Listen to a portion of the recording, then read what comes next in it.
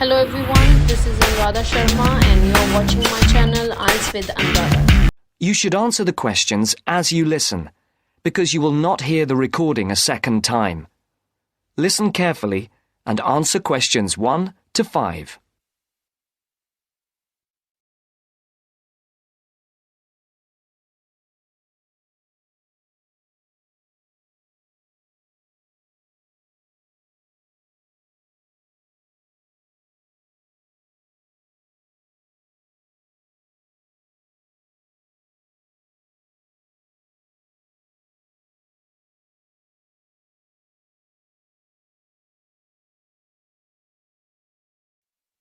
Platinum Card Service, Rebecca speaking. How may I help you? I've got a few problems with my credit card account. Okay. What is your credit card number? Let's see. It's here somewhere. Here it is. Can I just take the card number, please? Yes, it's 6992 6992 3443 3443 1147 1147 8921. 8921. Right. Can I just check that? 6992 3443 1147 8921. That's it. And your name? Carlos de Silva. I just need to check a few details for identification and security, if you'll bear with me. That's okay. And what's your postcode? SE1 8PB. SE1 8PB. That's it. Vauxhall Close, London? Yes, that's right. And the house number?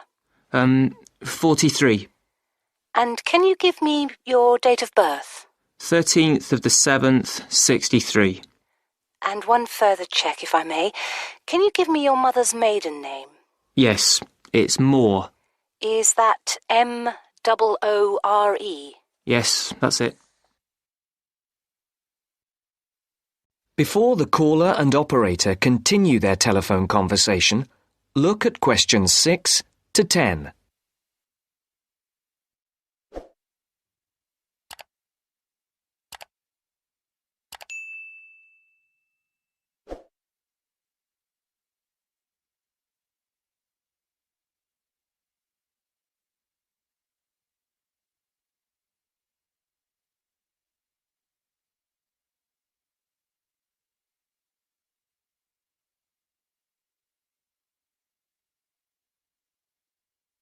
Now listen to the next part of the conversation and answer questions 6 to 10.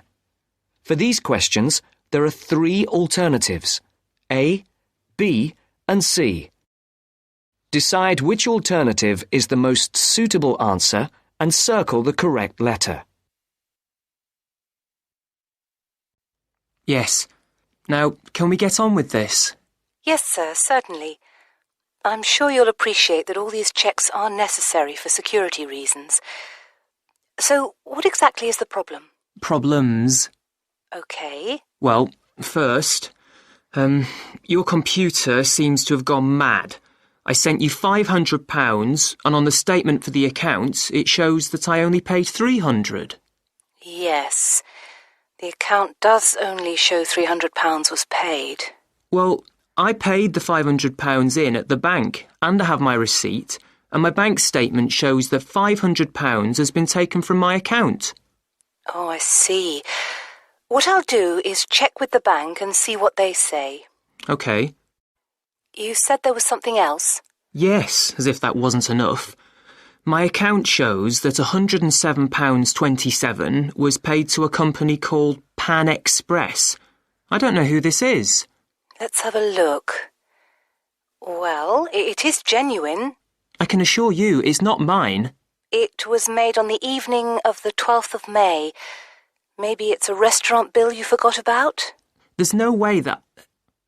Oh, wait, hold on. Yes. Oh, it's okay. I've just realised what it is. It is a restaurant bill. The name of the company is different from the name of the restaurant. My mistake. I'm sorry. That's okay. Was there anything else? I don't know if I dare. What is it anyway? Well, it's, the amount of interest seems to have gone up. If you look at your statement for April, you'll see that the rate went down from 16.27% to 14.99% that month. Oh, yes, you're right. Was that everything? Yes, basically it is. OK. And can you check my payment? Oh, yes, I'll do it. Can I phone you back? I'll be at home for the next 2 hours. I have to leave at 11. Right. What's your number? 020 7989 7182. Hold on. 020 7979? No, it's 7989 and then 7182. So it's 020 7989 7182. Yes, that's it. OK, I'll phone you straight back. Thanks. Bye. That is the end of part 1. You now have half a minute to check your answers.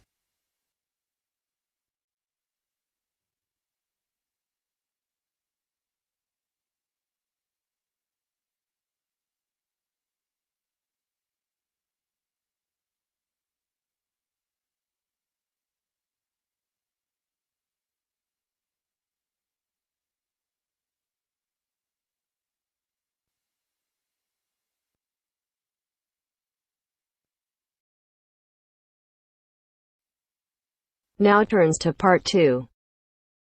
Part 2. You are going to hear a teacher helping high school students visiting from an overseas school to fill in a school excursion permission note. First, you have some time to look at questions 11 to 17.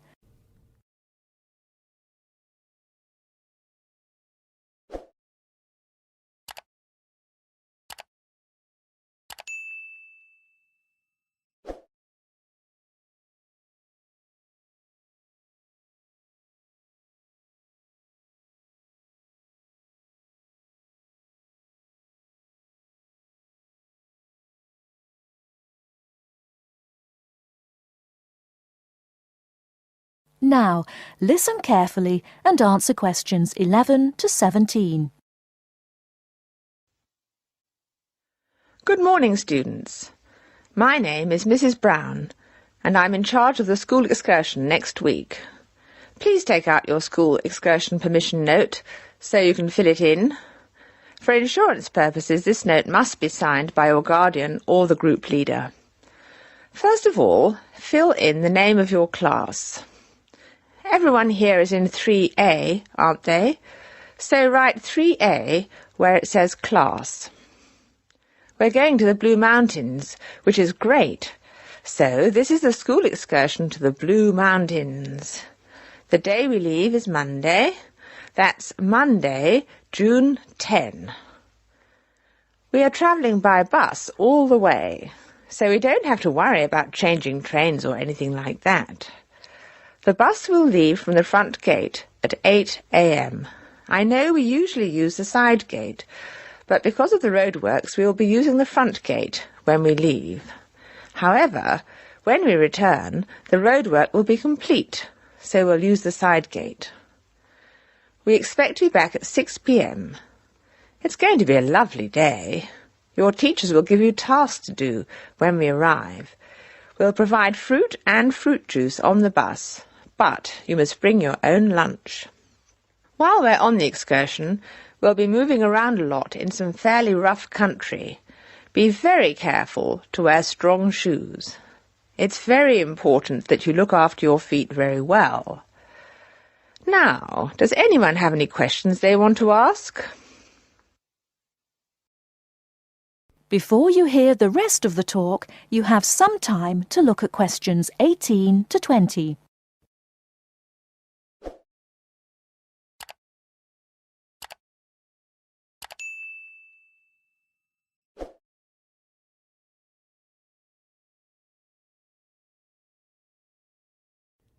Now listen and answer questions 18 to 20. No questions? OK. I'd just like to fill in a few more details. The bus should arrive in the Blue Mountains at 11 a.m. We'll have time to do the first of our tasks before lunch. The bus is not a new one, but it does carry one piece of special equipment, a first aid kit. I certainly hope we won't have to use it, but it's nice to know it's there, in case we have a medical emergency. The other class on this excursion is 3B, so I know it'll be a good day.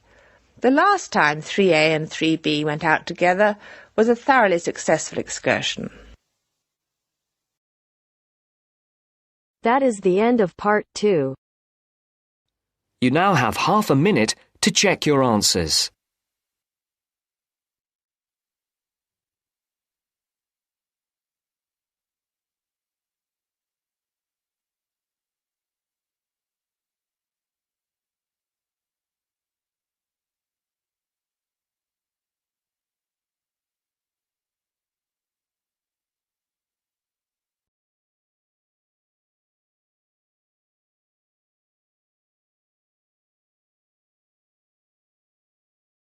Now turns to part 3.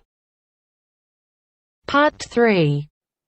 You will hear a business studies student called Sam talking to his tutor about an IT project he is going to do for a local company called Turner's. First, you have some time to look at questions 21 to 26.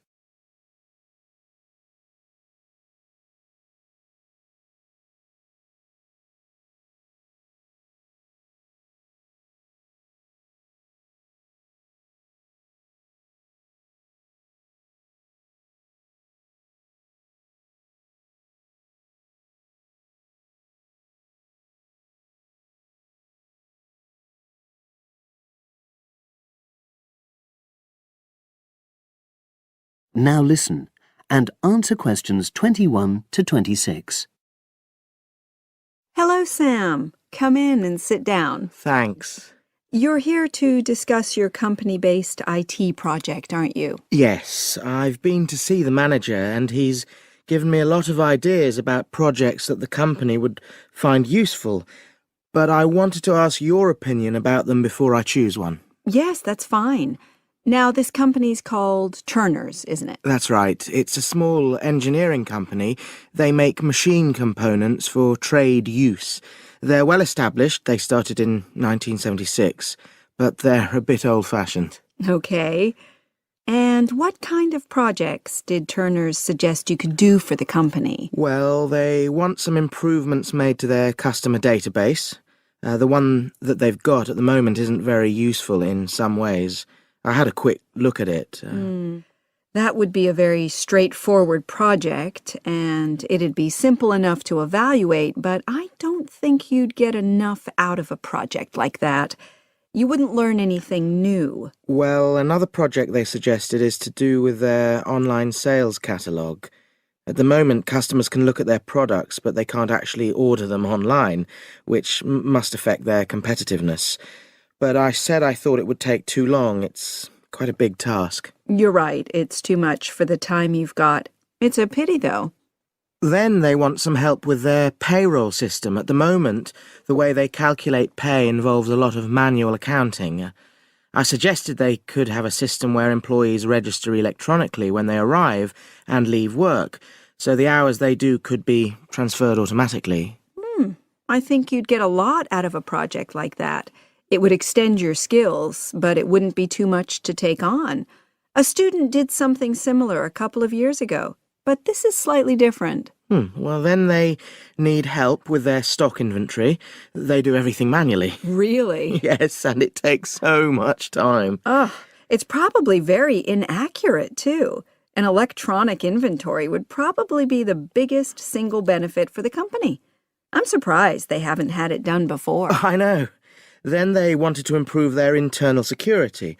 The manager had visited other companies where the staff use swipe cards to access various areas of the building. It sounded useful, but the trouble is I'm not really sure how to do it. Well, I think you're right in that assessment. At the moment, it's probably a bit beyond your level of knowledge. Is that all? Just one more. Customer service. They want to be able to collect feedback from their customers in a more systematic way. At the moment, it's a bit of a mess, and they probably lose business as a result. Would that involve you going to see customers at their own premises? Because in that case, you might have to do a fair amount of traveling, and that would incur expenses that haven't been agreed with these companies. I never thought of that.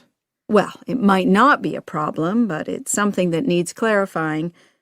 Well, I hope that's been helpful in narrowing down the options. Yes, it has, thanks. I'll be able to make a decision now. But while I'm here, can I talk to you about coursework? Sure. Now you have some time to look at questions 27 to 30.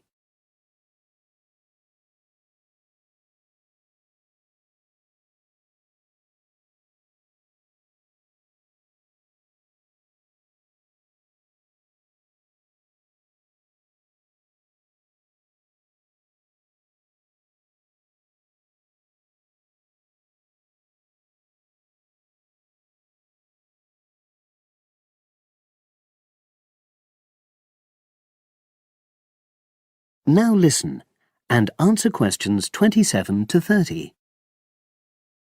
I'm not very happy about the way our group assignment is working. There are some problems. Oh dear. Are people just not getting on with each other? That's the worst thing. Actually, we're all friends, it's not that. But when we're having a discussion about the assignment, one or two people end up doing all the talking and the rest don't say anything. It's a bit frustrating because we need plenty of debate. Well, that's a common observation. You're studying in a group with people from all over the world, and you all have your own ways of participating. In some places, students are more used to listening than talking, and vice versa. I suppose you're right. I'll try to remember that. Does everyone pull their weight as far as sharing the workload is concerned? I'd say they do, yes. And our group elected a leader. She's very good at making sure no one's overloaded. But personally, I feel that there are just too many of us in the group. Whenever we try to arrange a meeting, there's always at least one person who can't make it. It's not anyone's fault, it's just that we've all got slightly different timetables. Well, I'm glad you've talked to me about it. Feedback is always useful. Is there anything else you're concerned about? There are a couple of problems with lecturers that all the students are talking about. Last semester we had negative feedback about the way lectures were organized.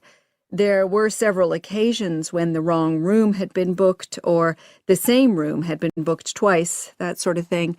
Is that still a problem?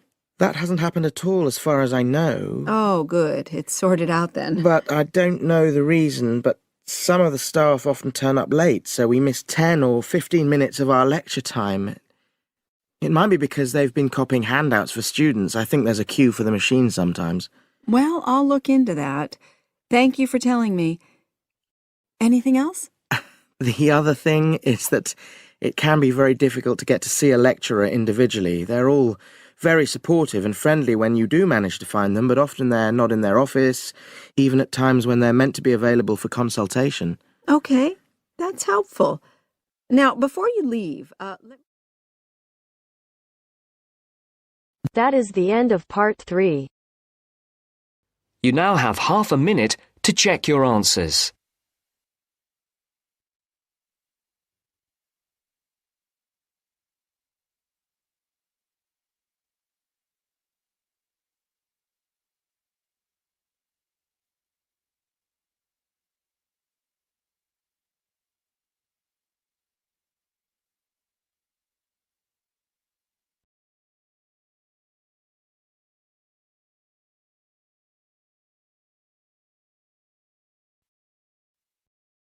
Now turns to part 4. Part 4. We'll hear a speech by the Student Union Vice President for Finance. First, you have some time to look at questions 31 to 40.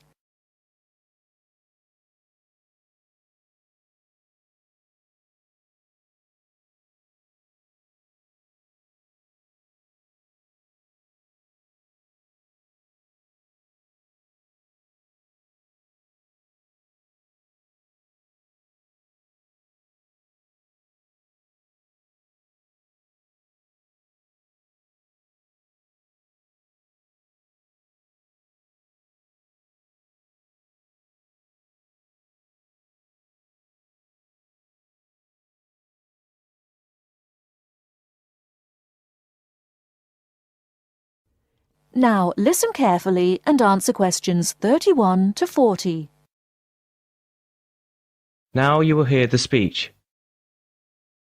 Hello, as VP Finance, my job is to oversee the spending of our grant to ensure that all areas of student union activity run efficiently and smoothly, without any financial headaches. I have a thoroughly efficient finance team, Ursula, Ella and Henrik. We are all here to help you as best as we can. Remember that even though I administer the union's finances, it is ultimately you who has the final say in expenditure policy, either directly, through the democratic process of the general meetings, or by voicing your opinions through the Executive Finance Committee. I would like to take this opportunity to thank last year's VP Finance, Martin Curry, for his excellent work in improving the financial running of the union to what it is today. Finally, remember to enjoy yourself and to use the union facilities and services to the full. And if you're still not satisfied, come and let us know why. Extra note, in order to maximise my time as VP Finance and to give a more efficient service to students, the Finance Office will only be open to students from 11 o'clock a.m. to 1 o'clock p.m. and 2 o'clock p.m. to 3 o'clock p.m. The Cashier's Office will be open from 12 o'clock noon to 2 o'clock p.m. daily.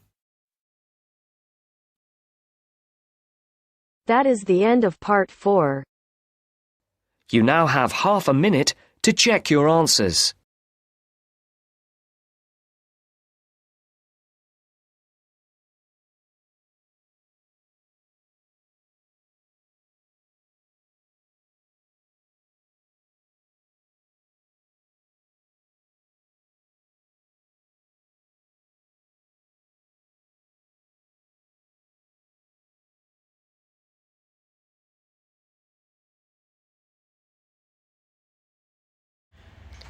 Thank you for watching and stay tuned for more videos.